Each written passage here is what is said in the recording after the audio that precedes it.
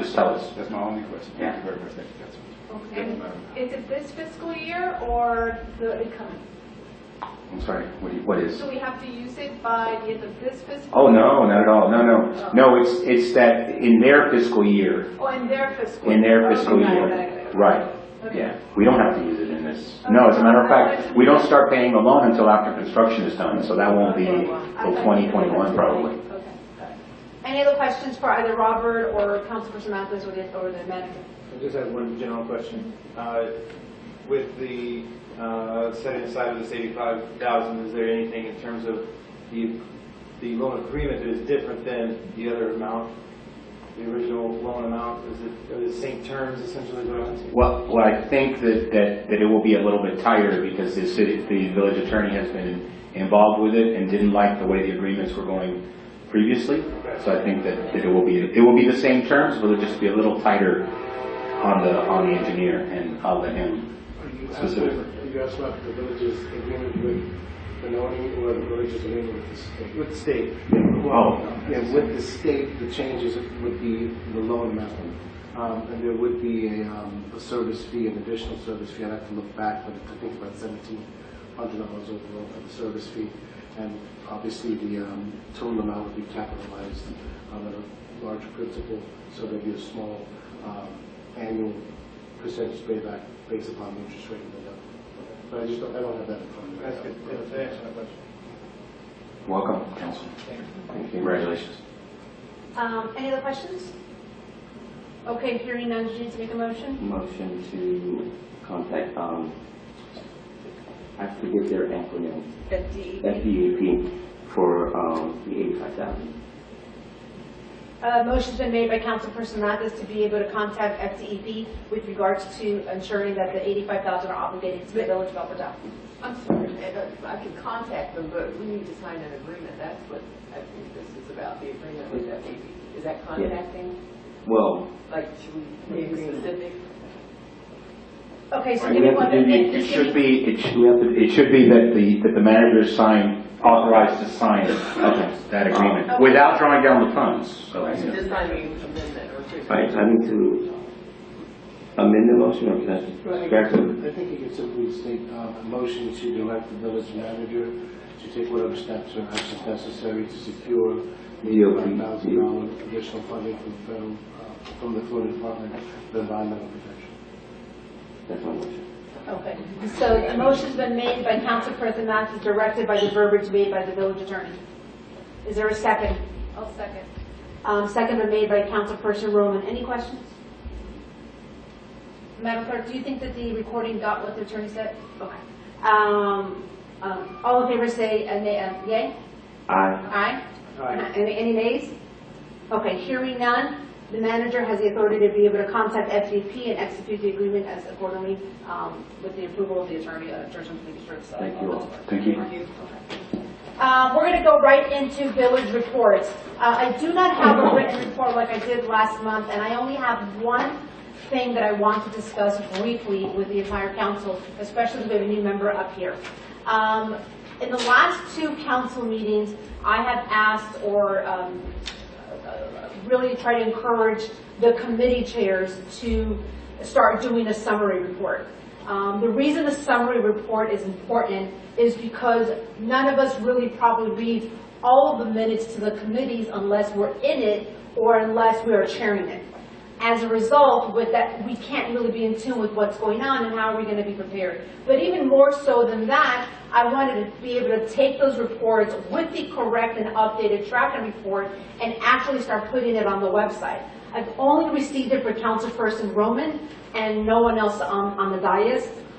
This is really a service to us, and it's really a service to the residents in terms of being able to know what happens at the village committee, because most of the time, by the time a topic gets here, it has been completely gone through one or two committees. So by the time it comes to the council meeting, we're on like the third or fourth time listening to an item, whereas the residents are going to be like, well, why are you guys making a decision when this is the first time I'm hearing it? So if there's a way that you all can start recapping it, and the great part about that is that you can use it for your newsletter article. So if we can get a recap I was waiting for today to bring that up again. If I don't get it, I'm just, I'm going to ask the website to put the icon up there with regards to, and have a drop button so that everybody hits committees. The report will come down in the accurate tracker report by Robert. Again, this is just really for us to have a better plan and for us to be able to better track what we're doing so we don't forget or things don't fall through the cracks. I think at the last council meeting I was not here, and I sent out this email and the clerk responded, and then she sent a list of everything that's going to go to the next meeting. Things like that just really help us with follow through. So if all of us can really follow that in terms of like do a summary, there's one committee you chair. So that's the committee that is basically your responsibility in terms of being sure that the council knows what's going on, the residents know what's going on, but more importantly that you know what's going on and you're able to convey that message and work with the manager, whether it's public safety, whether it's code enforcement, whether it's public work, whether it's planning and zoning, or whether it's public affairs. That's an administration and finance. So you chair one committee, and the goal is to be able to do everything that happens in that committee, bring it to the manager, work with the attorney, whatever it is you have to do. So by the time it gets to the committee, then it gets to the council, we're much more squared away and prepared to be able to make better and educated decisions. So I wanted to kind of reiterate that, especially with the new member up here. Councilperson Urbem, I did get from the clerk your request for committees. I will be sending out the memo with the additions, adding you on to some of the committees. You may not get everything you request, but you are going to chair code enforcement. That's where Warner was at. So I'm basically not going to change too much. I'm going to keep it pretty much the way it was, and wherever Warner's name was, I'll be putting you in there unless there's an incredibly committee you want to be in, and then we'll take a look at that. But committees are changed every December, and it's generally designated by the mayor. So please, again, just be mindful of the committees because, as I think the attorney uses word, it's basically where we workshop a lot of agenda items. So if I'm not in that committee, I may not attend that night, and I'm not going to have an idea what happened unless I read, 6, 7, 8, or 10 pages of the minutes, when basically you can just slip it in a paragraph. So that's the only thing on my report that I wanted to be able to, go ahead, I'm going to put that in writing for the May report.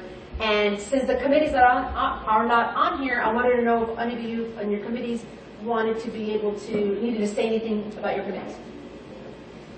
Well, I haven't submitted mine yet because I had the meeting with the school board, so I wanted to do it all in one swoop. But I will be meeting with the school board tomorrow. So. Okay. So by Friday, maybe. Well, Friday's the deadline anyway for the newsletter. Well, I'll probably have it after the meeting.